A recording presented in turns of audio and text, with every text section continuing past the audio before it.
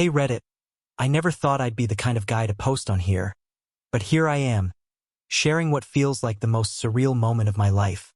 I'm posting this on r/confessions because, honestly, I just need a place to let it all out. I don't have a lot of friends to talk to about this, and I figured, well, maybe strangers on the internet can give me some perspective. So, if you're reading this, buckle up. It's a bit of a ride. And hey, if you could give this post a like or leave a comment, it'd help me feel a little less alone right now. Alright, let me set the scene. My wife, Anna, let's call her that, has been acting a bit distant lately. You know how you can feel when someone's just not there, even when they're sitting right next to you. That was Anna these past few months. I chalked it up to stress at first. We both have busy lives, demanding jobs, and routines that barely allow us to sit down for a proper meal together. But I noticed other things, subtle things. Her phone always seemed to be angled away from me. Conversations cut off abruptly when I walked into the room, and random, unexplained nights out with her friends. I tried to convince myself I was being paranoid. After all, we've been married for years, and we used to be solid. But doubt is a funny thing. It creeps up on you slowly, and before you know it, it's all you can think about. And here's the kicker. I started to notice changes in myself too. I felt more insecure, questioning my own worth, wondering if I was just imagining things or if she was truly slipping away. Fast forward to last weekend. She was getting ready to head out for another one of her girls' nights. I sat there, pretending to read a book, while she packed her bag, primping herself in front of the mirror with a kind of excitement I hadn't seen in a long time. That's when I got this wild idea. I don't know if it was desperation or just a moment of clarity, but I decided to do something I'd never done before. "Hey," I said, watching her as she zipped up her bag. "I've got a little gift for you. Why don't you take it with you?" She looked at me, surprised, and maybe a little suspicious. I don't usually give her random gifts, especially not on her way out the door. But I had it all planned. I handed her a small envelope, smiled, and told her it was just something small. "A little token of my love," I said. She hesitated but then took it, slipping it into her bag with a curious smile. I could feel my heart pounding in my chest as she did. You see, what she didn't know was that inside that envelope was the beginning of the end. I'd slipped in a single sheet of paper, divorce papers. And yes, a few, well, compromising photos. Ones I'd found by accident, buried deep in our shared computer files, of her in situations I'd never been a part of. I know, it sounds dramatic. But after months of feeling like a ghost in my own home, I needed her to feel the shock I'd been living with. I wanted her to see it, right there in black and white, no secrets, no more hiding. She left without opening the envelope, of course. And here I am, sitting in an empty house, wondering what her reaction will be when she finally sees it. I know she'll be back in a few hours, and the thought of facing her is terrifying. But there's also this strange sense of relief washing over me, like a weight I've been carrying for too long is finally lifting. So, Reddit, what do you think? Did I go too far? Or was this the only way to finally bring everything out into the open? Let me know in the comments. And yeah, maybe wish me luck. I feel like I'm gonna need it. When Anna came back that night, I could hear her keys jingling as she struggled to unlock the door. I was sitting on the couch, staring at the blank television screen, pretending I hadn't been waiting for this exact moment. My heart was racing, but I forced myself to stay calm, to look as casual as I could. She walked in, kicked off her heels, and dropped her bag by the door. I watched as she glanced at me with that same look of mild surprise, the one she always had when she found me home, as if she expected me to be somewhere else. Maybe that's what stung the most, that I'd become just another piece of furniture in her life. "Hey," she said, her voice tired but with a hint of that forced cheeriness. "You're still up? Couldn't sleep?" I replied, shrugging. My eyes drifted to her bag, and she must have caught on because she suddenly looked away, her gaze shifting towards the kitchen. She mumbled something about needing water and disappeared from the room. I could feel the tension in the air, thick and heavy. I knew she'd seen the envelope. I knew she was wondering what was inside, trying to decide whether to open it now or wait until she was alone. And I could see the curiosity gnawing at her, even as she tried to play it cool. Finally, she picked up the bag, heading towards our bedroom. I didn't follow. I stayed on the couch, listening as she went down the hall, the sound of her steps growing fainter.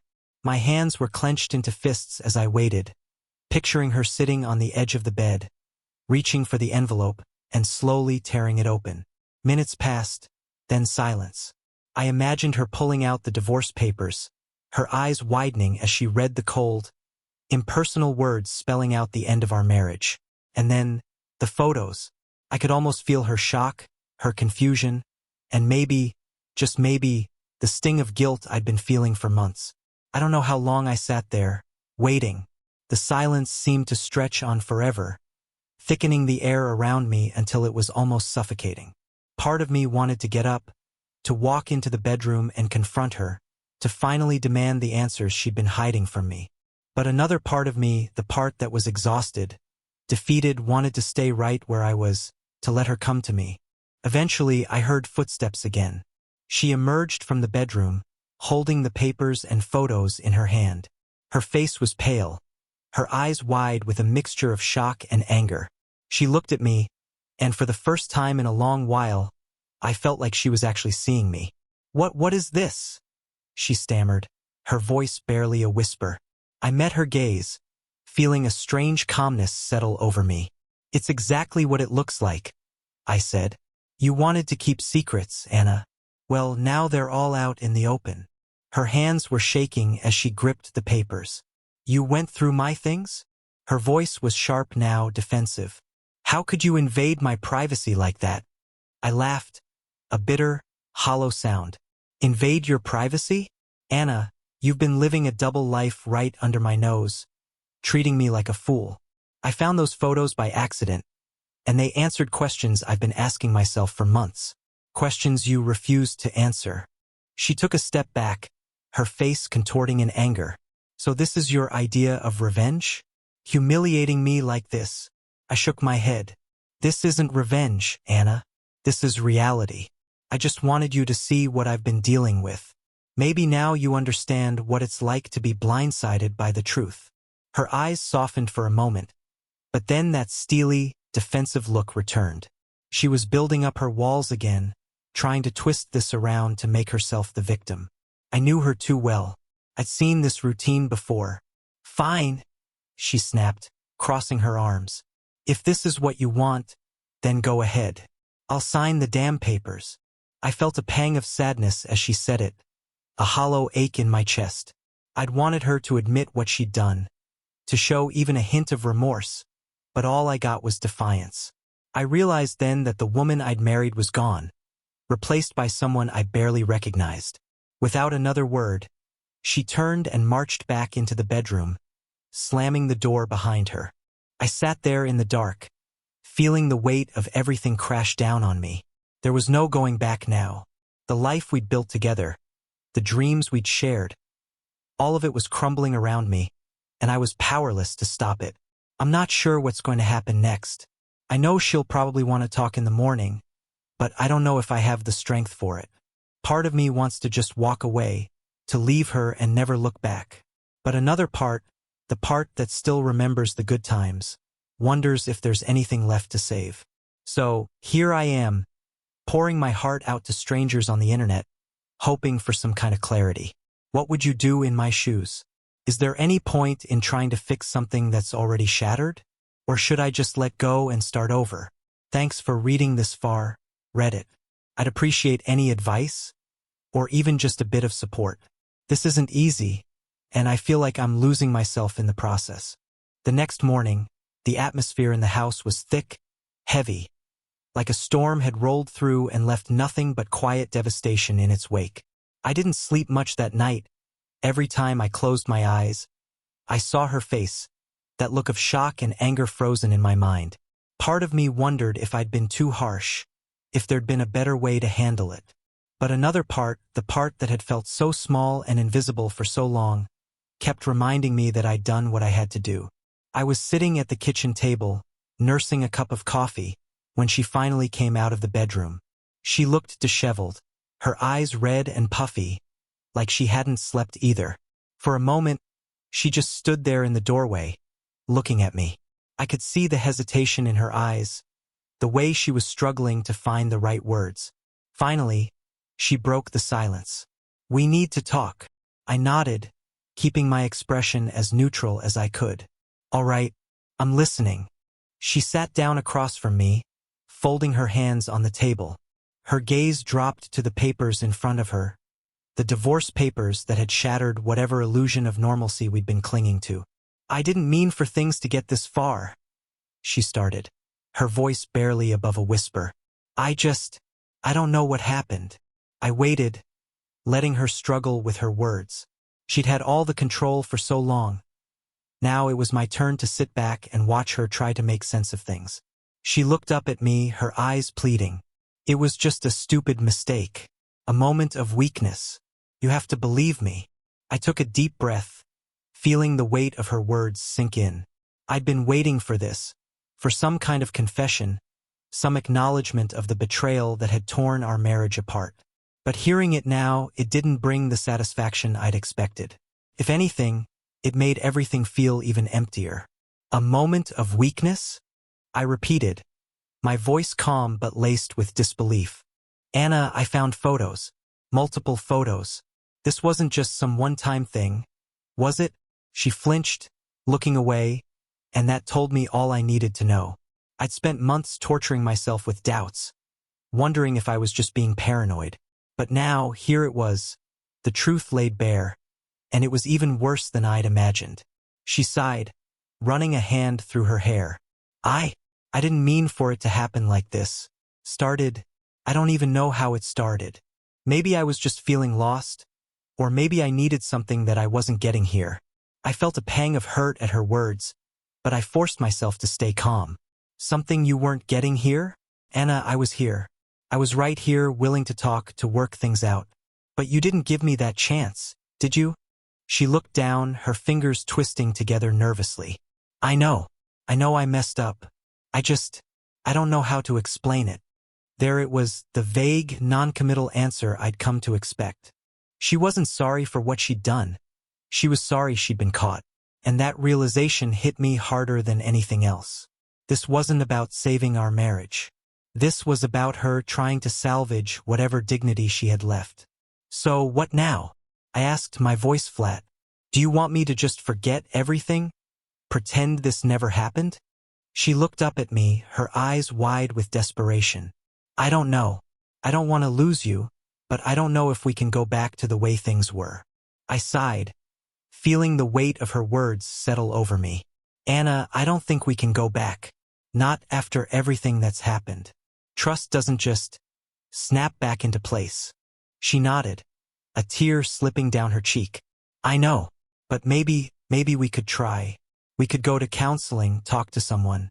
I'm willing to do whatever it takes." I wanted to believe her. Part of me still clung to the memory of the woman I'd fallen in love with, the one who'd promised to stand by me through anything. But sitting here now, looking at her, I couldn't shake the feeling that that woman was gone, replaced by someone I barely recognized. "I'll think about it," I said, my voice hollow, "but I can't make any promises." She nodded, reaching out as if to take my hand, but I pulled back, the gesture feeling too hollow, too empty. I couldn't bring myself to comfort her, not when I was still reeling from everything I'd discovered.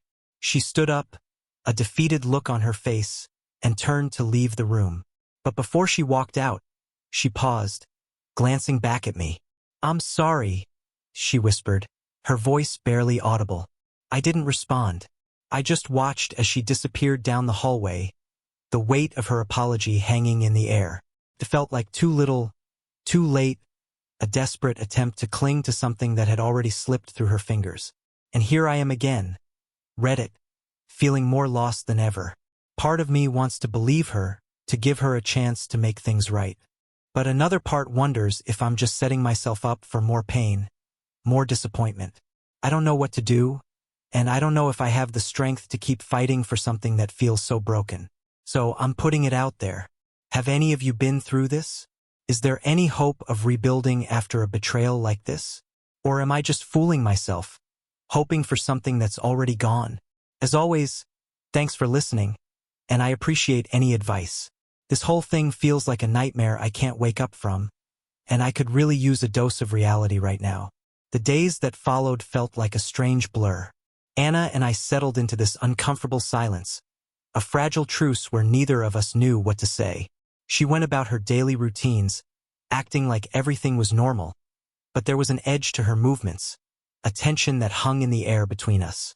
It felt like we were tiptoeing around a shattered glass, careful not to make the wrong move, even though the damage had already been done. I tried to keep myself busy, to distract myself from the thoughts gnawing at the back of my mind. But no matter what I did, I couldn't shake the image of those photos, those pieces of proof that had exposed the ugly truth of our marriage. Every time I closed my eyes, I saw them, a constant reminder of the betrayal that had shattered my world. One night, after another long day of pretending everything was fine, I found myself back on Reddit, scrolling through posts from other people who'd been through similar situations. I read stories from men and women who'd been cheated on, who'd felt the same hollow ache in their chests, the same sense of betrayal and confusion.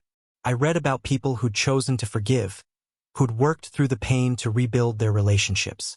And I read about others who'd walked away, who'd decided that some things just couldn't be repaired. The more I read, the more conflicted I felt. Part of me wanted to believe that there was a way forward, that Anna and I could somehow find our way back to each other. But another part of me, the part that still felt like a wounded animal, kept whispering that I was just setting myself up for more heartache. It was around midnight when I heard the soft creak of the floorboards. I looked up to see Anna standing in the doorway, her face pale and drawn, her eyes red-rimmed and exhausted. She looked as broken as I felt, and for a moment, I felt a pang of sympathy, a reminder that, despite everything, this was still the woman I'd once loved. "Can't sleep?" she asked, her voice barely above a whisper. I shook my head, closing my laptop. "Too much on my mind." She nodded, wrapping her arms around herself as she took a few tentative steps into the room. Can we talk?" I hesitated, unsure if I was ready for another conversation that would only dig up more pain. But I nodded, gesturing for her to sit. She lowered herself onto the edge of the couch, her hands fidgeting in her lap as she struggled to find the right words. "I know I've hurt you," she began, her voice trembling. "I know I've broken something that can't just be fixed with an apology." I stayed silent, watching her as she spoke.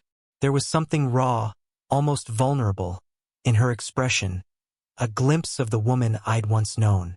"I don't expect you to forgive me," she continued, her voice barely audible. "I don't even know if I deserve it, but I need you to understand that I never meant for things to end up like this." Her words hit me like a punch to the gut. I'd spent so long convincing myself that she didn't care, that she was only thinking about herself. But now, seeing the pain etched on her face, I realized that maybe, just maybe, she was struggling just as much as I was. "I don't know if I can trust you again, Anna," I said, my voice barely a whisper. "I don't know if we can ever go back to the way things were." She nodded, her eyes glistening with tears. "I understand, and I don't expect you to just forget everything. I want you to know that I'm willing to do whatever it takes to make things right." Her words hung in the air, a fragile promise that felt as uncertain as the future we were facing. I wanted to believe her, to believe that there was a way forward. But the pain in my chest reminded me that trust wasn't something that could just be patched up overnight. "I don't know if I can do this," I admitted, my voice cracking. "I don't know if I have it in me to keep fighting for something that feels so broken." She looked away, a tear slipping down her cheek. "I understand. And if you decide that you can't, I won't blame you. But if there's even a small part of you that's willing to try, I promise I'll do everything I can to earn back your trust." I took a deep breath, feeling the weight of her words settle over me. Part of me wanted to walk away, to leave this mess behind and start over. But another part, the part that still remembered the good times, felt a faint spark of hope. "Maybe," I said, my voice barely audible, "maybe we could try counseling. See if there's anything worth saving." Her eyes lit up, a flicker of hope breaking through the sadness. "I'd like that," she whispered, a small, tentative smile forming on her lips. We sat there in silence, the unspoken tension still lingering between us. It was a fragile peace, a tentative step towards something that felt both terrifying and hopeful. I didn't know if counseling would fix anything, or if it would just reveal that there was nothing left to save. But for the first time in a long while, I felt like maybe, just maybe, there was a way forward. As I lay in bed that night, I couldn't help but wonder if this was the right choice, if I was making a mistake by giving her a second chance. But in the quiet darkness, with her breathing softly beside me, I felt a strange sense of calm. Maybe things would never be the same. Maybe the scars of her betrayal would always linger. But for now, all I could do was take it one day at a time and hope that, somehow, we'd find our way through the darkness. The first counseling session was uncomfortable, to say the least. I had no idea what to expect, but sitting there in a small, softly lit room with Anna beside me, facing a stranger who was about to dive into the most painful parts of our lives, felt surreal. Anna was quiet, her hands clasped tightly in her lap, and I could tell she was nervous too. It was strange, really, this woman who once felt like my whole world, now felt like a stranger I was sitting too close to.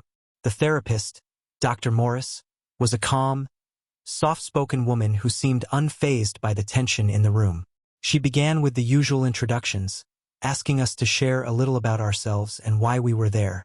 I listened as Anna spoke, her voice barely above a whisper as she described the strain on our marriage, the mistakes she'd made, and her hope that somehow we could find a way to rebuild.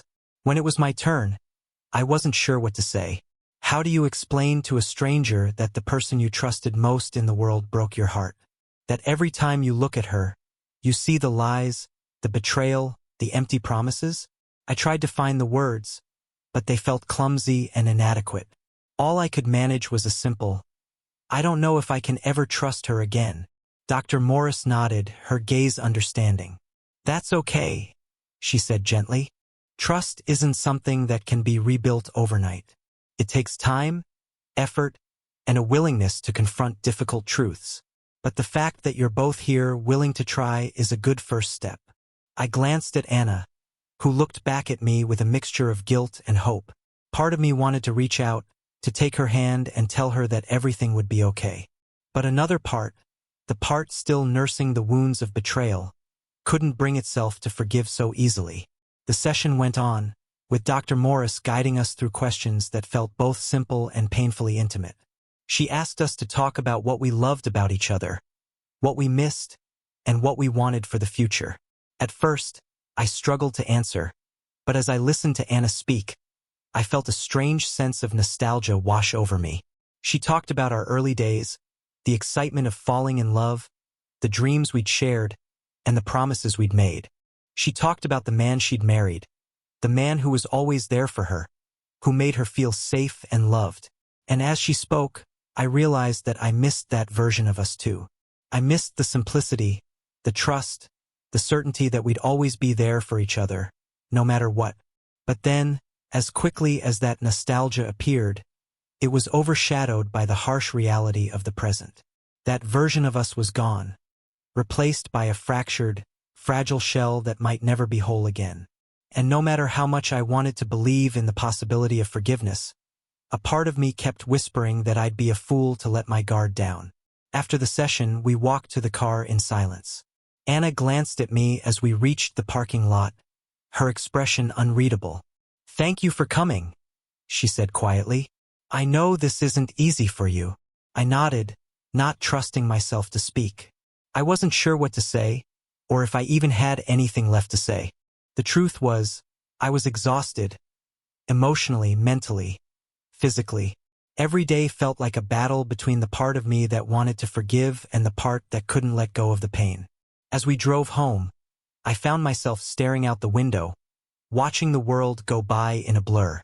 It felt like I was stuck in limbo, caught between two versions of my life, the one where Anna and I could somehow work through this and find our way back to each other, and the one where I walked away and started over.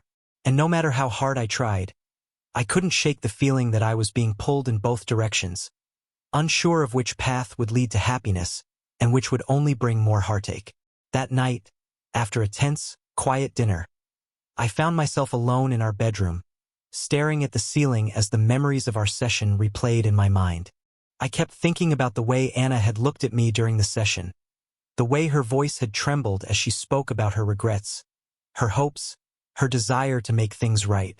For the first time in a long while, I felt a glimmer of something that almost resembled hope. It was faint, fragile, like a spark in the darkness. But it was there, a reminder that maybe, just maybe, there was a chance for us to find our way back to each other. I closed my eyes, letting out a long, shaky breath. I didn't know what the future held, or if we'd ever be able to fully heal from this. But for now, I was willing to take things one step at a time, to see where this journey would lead us, even if it meant risking more pain in the process. And here I am, read it, pouring my heart out once again, hoping that somehow, sharing this will help me find some clarity. I know this isn't the typical happy ending, and maybe it never will be. But for now, I'm holding on to that tiny spark, hoping that it'll guide me through the darkness. So, if you've got any words of wisdom, any advice, or even just a bit of encouragement, I'd be grateful. This is the hardest thing I've ever been through, and I could use a reminder that I'm not alone in this. The days after that first counseling session were a strange mixture of tension and cautious optimism. Anna and I continued going to our sessions, each one peeling back another layer of the hurt, the misunderstandings, and the deep-seated issues that had festered between us for so long. I won't lie, there were moments when I wanted to walk out, moments when the pain felt too raw, too overwhelming to confront. But each time I stayed. Each time I reminded myself that if I was going to make any decision about our future, I wanted to be sure that I'd given it everything I could. Our therapist, Dr. Morris, didn't let us shy away from the difficult conversations. She pushed us to dig into the past, to examine the cracks in our relationship that we'd ignored for years. And in doing so, I started to see things that I hadn't noticed before, small moments, seemingly insignificant choices, that had slowly chipped away at the foundation of our marriage. Anna, for her part, was surprisingly open. She talked about feeling neglected, feeling like I'd become more of a roommate than a partner. She admitted that she'd sought validation elsewhere because she hadn't felt valued at home. It hurt to hear, but a part of me understood. I'd let the demands of work, of life, come between us, assuming that our relationship was solid enough to withstand anything. I'd taken her for granted, and in doing so, I'd given her the excuse she'd needed to stray. But even as I tried to understand, to see things from her perspective, the betrayal still stung. There was a part of me that couldn't let go of the images, the lies, the deception. I couldn't erase the memory of finding those photos, of feeling like my world had been ripped out from under me. And every time I thought I was making progress, that I was finding a way to forgive, that hurt would resurface, dragging me back to square one. One night, after a particularly intense session, Anna and I found ourselves sitting in silence in the car. The streetlights cast a dim glow over her face, highlighting the exhaustion etched into her features. I could tell she was waiting for me to say something, to give her a sign that we were moving forward. But the words wouldn't come. Instead, I found myself staring out the window, lost in my own thoughts. "Do you hate me?" she finally whispered, her voice barely audible. The question caught me off guard, and I turned to look at her, surprised. Her eyes were filled with tears, a vulnerability I hadn't seen in a long time. "No," I replied slowly. "I don't hate you, Anna. I don't think I ever could." She nodded, a small, sad smile tugging at the corners of her mouth. "But you can't forgive me either, can you?" I hesitated, struggling to find the right words. "I don't know," I admitted. Part of me wants to. Part of me wants to move past this, to believe that we can somehow rebuild what we had. But another part of me just can't shake the feeling that things will never be the same. She looked down, her shoulders slumping in defeat. "I understand," she murmured. "And I know it's my fault. I know I broke something that can't be easily fixed." We sat there in silence, the weight of her words settling over us like a heavy blanket. I could feel the distance between us, the invisible barrier that separated us even though we were sitting just inches apart. It was a strange, painful kind of intimacy, the kind that comes from knowing someone so well yet feeling like you're miles away. That night, I lay in bed, staring at the ceiling, my mind racing with thoughts and doubts. I kept wondering if I was making the right choice by staying, if I was only prolonging the inevitable. Part of me wanted to believe in the possibility of forgiveness, of healing. But another part couldn't ignore the nagging feeling that I was just delaying more heartache. The next morning, as we sat across from each other at the kitchen table, Anna reached out and placed her hand over mine. It was a small, tentative gesture, but it was enough to break through the fog of doubt that had settled over me. "I know I can't undo what I did," she said softly, "but I want you to know that I'm committed to making things right, whatever that looks like. I'll keep going to counseling, I'll keep doing the work, but I need you to meet me halfway." I looked at her, seeing the sincerity in her eyes, the desperation to hold onto whatever was left of us. And in that moment, I realized that I owed it to both of us to give this a real chance. I couldn't keep one foot out the door, always waiting for an excuse to walk away. If I was going to stay, I needed to be all in. "Okay," I said quietly, nodding. "I'll try, but I need you to understand that this isn't easy for me. It's going to take time, and it's going to take a lot of work." She squeezed my hand, her eyes filling with hope. "I understand, and I'm willing to do whatever it takes." The weeks that followed were a strange mixture of progress and setbacks. Some days I felt like we were making real strides, like we were finally rebuilding something that had been lost. Other days, the pain of the betrayal would resurface, dragging me back to that dark place of doubt and mistrust. But through it all, Anna remained patient, committed, doing everything she could to prove that she was in this for the long haul. There were moments of vulnerability, moments when we laughed, cried, and shared things we hadn't shared in years. We began to rediscover parts of each other that had been buried under the weight of resentment and routine. And slowly, ever so slowly, I began to feel that tiny spark of hope flicker to life again. But even as things improved, I couldn't shake the feeling that I was living on borrowed time, that this fragile piece could shatter at any moment. The scars of her betrayal were still there, reminders of the pain that had almost destroyed us. And I knew that if we were going to make it, if we were truly going to rebuild, I'd need to find a way to come to terms with those scars, to accept them, not as a reminder of what we'd lost, but as proof of what we were fighting to regain. And so here I am, Reddit, still on this journey, still searching for answers. I don't know where this path will lead, or if it will ultimately bring us back together. But for now, I'm holding on to that glimmer of hope, taking things one day at a time, and trying to find peace in the uncertainty. If you've made it this far, thank you for listening. It means more than I can say. And if you have any advice, anything at all, I'd be grateful to hear it. This journey is harder than I ever imagined, and I could use all the support I can get. The following weeks were filled with highs and lows that left me feeling like I was riding an emotional roller coaster. Some days, I felt hopeful, like maybe we were finally turning a corner. Other days, the bitterness would creep in, reminding me of everything that had been lost, the trust that had been shattered. But through it all, Anna and I kept showing up to counseling week after week, peeling back layers of resentment and pain that had been festering for far too long. Dr. Morris had us work on communication exercises, teaching us how to really listen to each other. It sounds simple, but honestly, it was one of the hardest things I'd ever done. There were moments when Anna would share something, some regret or apology, and instead of feeling comforted, I'd feel the sting of her betrayal all over again. My instinct was to lash out, to remind her of what she'd done, but I held back, trying to let her words sink in without immediately reacting. One evening, after a particularly intense session, we decided to go for a walk around the neighborhood. It was something we used to do all the time, back when things were simpler, before life got in the way and we became strangers living under the same roof. As we walked, I felt a strange sense of nostalgia, like I was catching a glimpse of the life we used to have, the life we might still be able to reclaim if we kept trying. Anna broke the silence, her voice soft and hesitant. "I know this doesn't change anything, but I want you to know how sorry I am, not just for what I did, but for how I made you feel. I took you for granted. I made you feel invisible, and that was wrong. Her words caught me off guard, and I felt a lump form in my throat.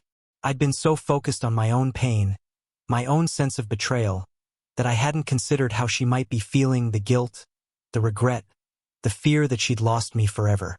For the first time, I realized that maybe she was hurting too, in her own way. "I don't know if I'll ever be able to fully forgive you," I said, my voice thick with emotion. "But I'm starting to believe that maybe we can find a way to move forward, even if it's not the way it used to be." She nodded, a small, hopeful smile tugging at the corners of her mouth. "That's all I can ask for, one step at a time." As we continued our walk, I felt a strange sense of peace settle over me. It wasn't forgiveness, not yet, but it was something. A small glimmer of hope, a reminder that maybe, just maybe, there was a future for us beyond this pain. But that sense of peace was short-lived. A few days later, as I was cleaning out some old boxes in the garage, I came across a notebook I hadn't seen in years. It was a journal I'd started keeping when Anna and I first got married, a place where I jotted down memories, thoughts, dreams for the future. Flipping through the pages, I felt a wave of nostalgia wash over me, mingled with a deep sadness for the innocence we'd lost. One entry caught my eye, dated just a few years into our marriage. I'd written about a promise we'd made to each other, to always be honest, to never keep secrets, no matter how difficult the truth might be. Reading those words now, knowing how far we'd strayed from that promise, felt like a punch to the gut. I realized, in that moment, just how much I'd been holding on to the past, clinging to an idealized version of our relationship that no longer existed. That night, as Anna and I sat across from each other at the dinner table, I decided to bring it up. "Do you remember that promise we made when we first got married? To always be honest, no matter what." She looked down, her expression filled with guilt. "Yes, I remember. I found my old journal today," I continued, my voice steady but laced with emotion. Reading it, it reminded me of how much we believed in each other back then, how much we trusted each other. She reached across the table, placing her hand over mine. "I know I broke that trust, and I'll never be able to take that back. But I want to be that person for you again. I want to rebuild that trust, even if it takes the rest of my life." I looked into her eyes, seeing the sincerity there, and for the first time, I felt a flicker of something I hadn't felt in a long time: hope. It was a fragile, tentative hope, but it was enough to make me believe that maybe, just maybe, we could find a way forward. We spent the rest of the evening talking, sharing memories, hopes, fears. It was the first real conversation we'd had in years, a reminder of the connection we used to share. And as the night wore on, I felt a weight lifting off my shoulders, a sense of peace settling over me. But even as things seemed to be improving, there was a part of me that couldn't shake the fear that this fragile peace could shatter at any moment. I knew that forgiveness was a journey, a process that couldn't be rushed. And I knew that the road ahead would be filled with challenges, setbacks, and moments of doubt. As I lay in bed that night, with Anna sleeping peacefully beside me, I found myself wondering if I was truly ready to let go of the past, to release the anger and resentment that had been consuming me. It was a terrifying thought, the idea of opening myself up to vulnerability, of risking more pain. But as I looked at her, I realized that I still cared for her, that despite everything, a part of me still wanted to fight for us. So here I am, Reddit, standing on the edge of a cliff, unsure of what lies ahead. I don't know if we'll make it, or if this journey will only lead to more heartache. But for now, I'm willing to take that leap, to see where this path will take us, even if it means risking everything. Thank you for listening, for sharing your thoughts and encouragement. Your words have meant more to me than I can say, and I appreciate every comment, every piece of advice. This journey is far from over, but knowing that I'm not alone in this has made it just a little bit easier. As the weeks went by, it became clear that rebuilding our marriage was going to be more difficult than I ever could have imagined. Every time I thought we were making progress, some small reminder would pull me right back to the betrayal, to the hurt and anger that had been simmering just below the surface. But I kept going, kept pushing myself to give us a real chance. It was exhausting, emotionally draining, but there was a small part of me that believed this was worth fighting for. Anna and I continued with counseling, meeting Dr. Morris every week to work through our issues. I could see that Anna was making an effort. She was transparent about everything, her phone was always within my reach. She shared her whereabouts openly, and she even stopped going out with certain friends who, looking back, had never been a good influence. These gestures didn't erase the past, but they helped build a fragile foundation of trust, brick by brick. One evening, we were sitting in the living room, going through old photo albums. Anna had suggested it, saying that maybe it would help us reconnect with happier memories, to remind ourselves of the good times we'd shared before everything went wrong. I was skeptical, but I agreed. As we flipped through the pages, memories flooded back: our honeymoon, our first home, holiday gatherings with family, laughter-filled moments that felt like they belonged to a different life. There was one photo in particular that caught my attention. It was from a vacation we'd taken years ago, a spontaneous road trip that turned into one of the best weekends of our lives. We looked so happy, so carefree. I found myself wondering if we could ever get back to that place, if it was even possible to recapture that sense of joy after everything that had happened. "You know," Anna said softly, breaking into my thoughts, "I miss those days. I miss us." I looked over at her, seeing the sadness in her eyes. "I miss us too," I admitted, "but I don't know if we can ever get back to who we were. Too much has happened." She nodded, a tear slipping down her cheek. "I know, but I want to try. I'm willing to do whatever it takes, even if it means starting from scratch." Her words hung in the air, a quiet promise that felt both comforting and heartbreaking. We both knew that the journey ahead would be long and difficult, that there were no guarantees. But for the first time, I felt a glimmer of hope that maybe, just maybe, we could build something new out of the ashes of what had been lost. In the weeks that followed, Anna and I continued to work on our relationship, finding small moments of connection that reminded us of what we'd once shared. We went on walks, had long conversations, laughed together, simple things that had once felt so natural but now required effort, intention. It wasn't easy, but each small step forward felt like a victory, a reminder that we were still capable of sharing something meaningful. But just when I thought we were finally making real progress, something happened that shook me to my core. One evening, I received a message from an unknown number. At first, I thought it was spam, but as I read the text, a cold chill ran down my spine. "I thought you should know the truth about Anna. Ask her about Mark." My hands trembled as I stared at the message, my mind racing. Mark. The name sounded familiar, but I couldn't place it. A million questions flooded my mind. Who was this person? How did they know about Anna? And why were they reaching out to me now, just when I was finally beginning to believe in the possibility of a future with her? I took a deep breath, trying to calm myself.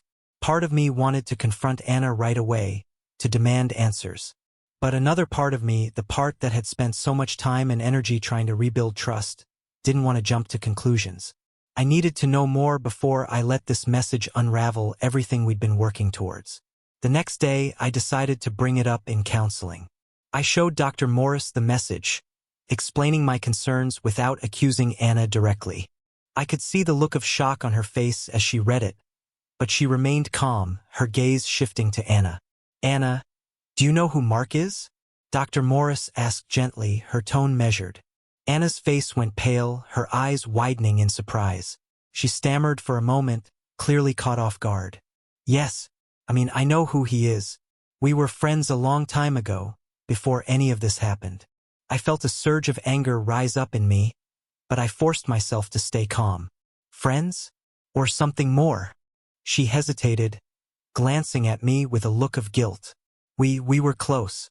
It was before you and I started counseling, before I realized how much I'd hurt you. But I ended it. I swear. I ended it as soon as I realized how wrong it was." Her words felt like a punch to the gut. All this time, I'd thought we were making progress, that she was committed to rebuilding our marriage.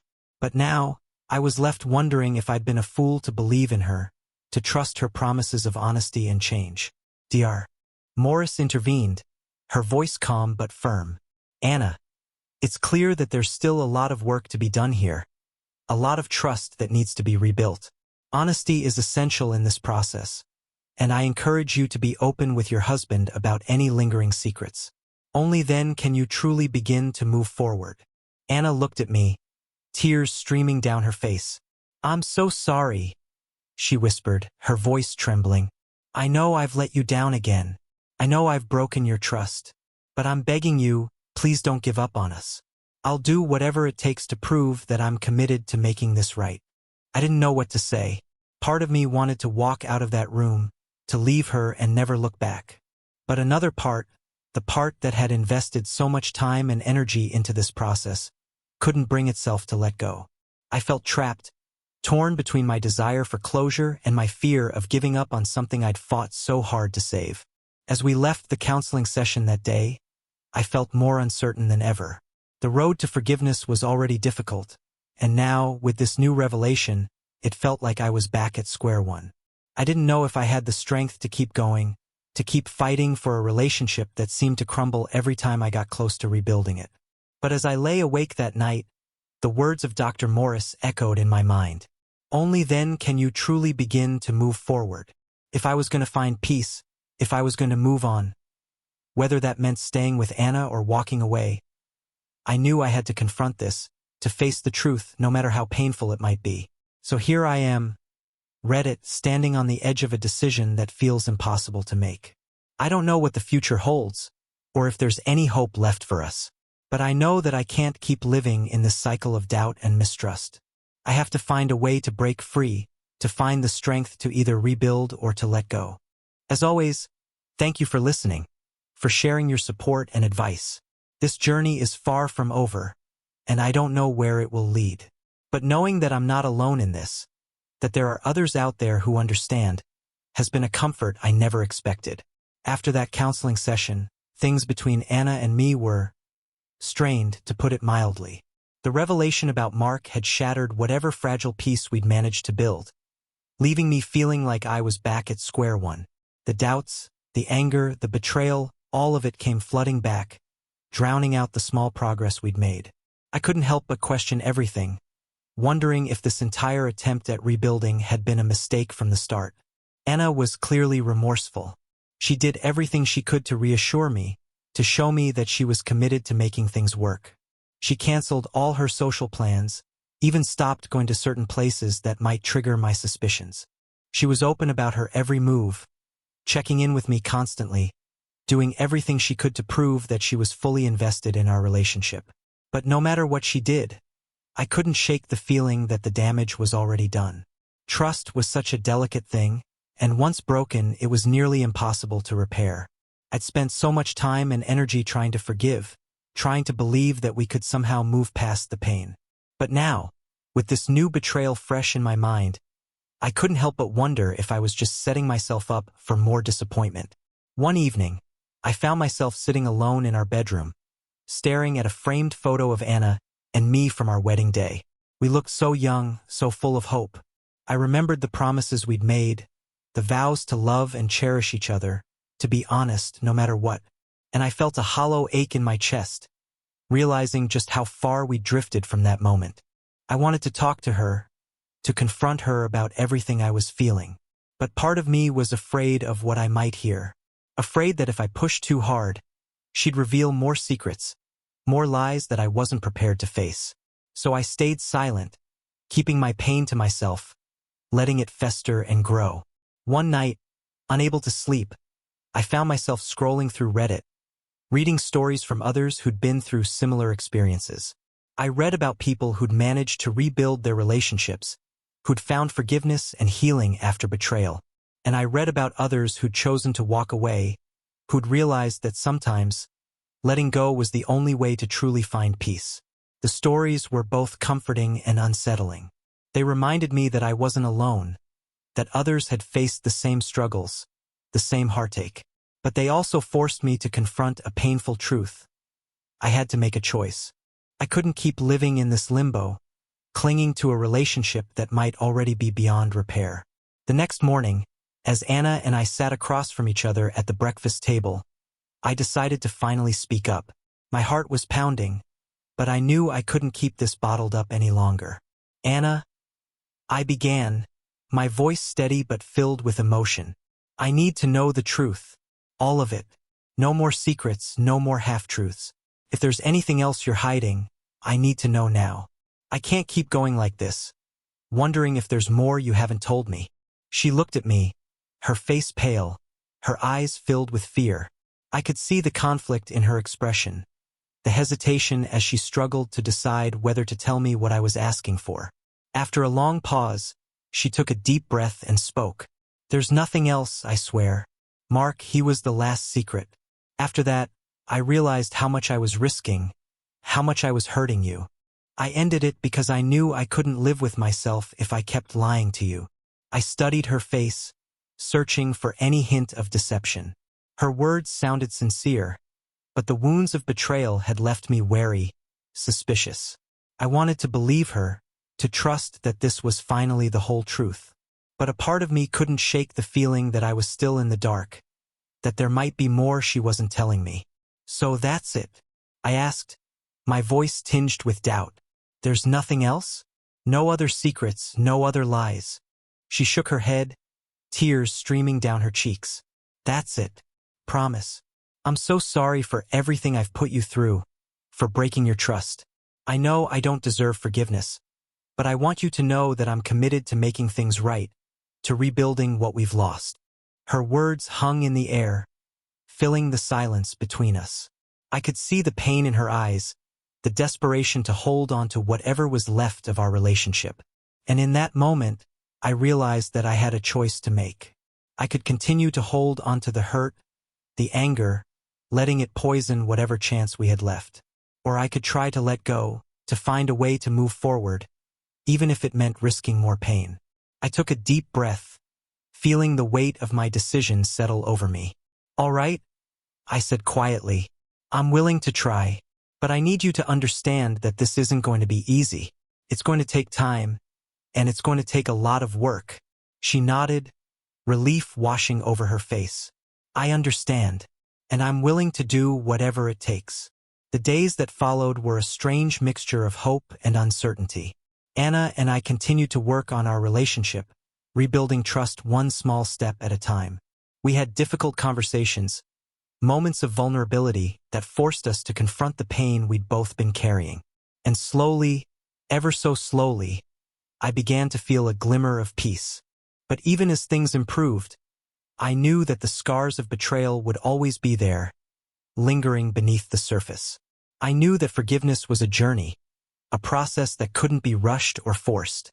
And I knew that the road ahead would be filled with challenges, moments of doubt that would test the strength of our commitment. So here I am, Reddit, standing at the edge of an uncertain future, hoping that somehow we'll find our way through this. I don't know if we'll make it, or if this journey will ultimately lead us to a place of healing. But for now, I'm choosing to hold on to hope, to believe in the possibility of forgiveness, even if it means risking more heartache.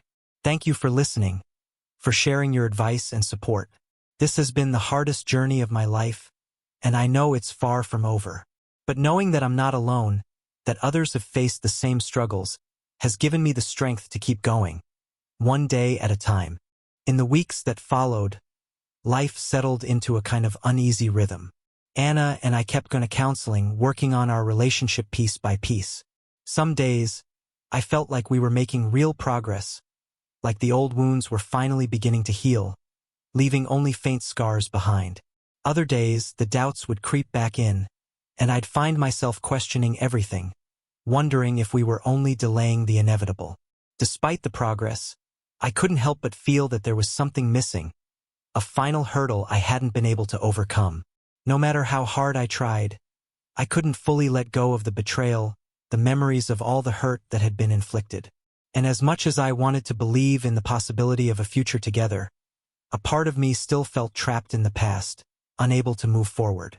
One evening, after a particularly intense counseling session, Anna and I went for a walk around the neighborhood. It was something we'd started doing more often, a chance to talk without distractions, to connect in a way that felt more natural, more open. As we walked in the quiet dusk, she turned to me, her eyes filled with a mixture of hope and fear. "Do you think we'll ever really get past this?" she asked. her voice barely above a whisper. I took a deep breath, considering her question. It was something I'd asked myself countless times, a question that had haunted me throughout this journey. I don't know, I admitted. I want to believe that that someday this will just be a memory, something we overcame together. But it's hard. She nodded, a sad smile tugging at the corners of her mouth. I know. And I know I'm the one who caused this, who put us in this position. I can't undo what I did. But I want you to know that I'll keep fighting for us, no matter how long it takes. Her words were genuine, filled with a sincerity that cut through the doubts and fears that had plagued me for so long. I could see that she was committed, that she was willing to do whatever it took to rebuild what had been broken. And in that moment, I realized that maybe, just maybe, I was ready to let go of the past, to finally release the pain that had held me captive. As we continued our walk, I felt a sense of peace settling over me, a quiet acceptance that I hadn't felt in a long time. I didn't know if forgiveness would ever come fully, or if the scars of betrayal would fade completely.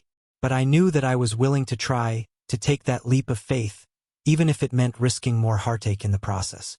That night, as we lay in bed, I reached out and took her hand. A small gesture that felt like a promise, a commitment to keep moving forward, one step at a time.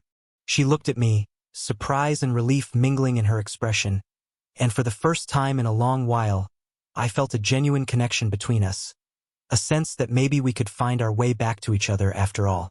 It hasn't been easy. There are still moments of doubt, flashes of anger that remind me of the hurt that lingers beneath the surface. But each day, I find myself letting go a little more, releasing the grip of the past and allowing myself to believe in the possibility of a future together. I don't know where this journey will lead, or if we'll ultimately find the happiness we're searching for. But for now, I'm choosing to hold on to hope, to believe that love, even when tested to its limits, can find a way to survive. So here I am, read it at the end of this chapter, but hopefully at the beginning of something new. Thank you for being here, for listening, for offering your support through this journey. Your words, your advice, have been a lifeline in the darkest moments, and I'm grateful for every comment, every message of encouragement. If there's one thing I've learned, it's that healing isn't a straight path. It's messy, it's painful, but it's also filled with moments of growth, of resilience, of rediscovering who you are. And as I move forward, I'm holding on to that lesson, choosing to believe in the strength that has carried me this far. Thank you, truly, for everything.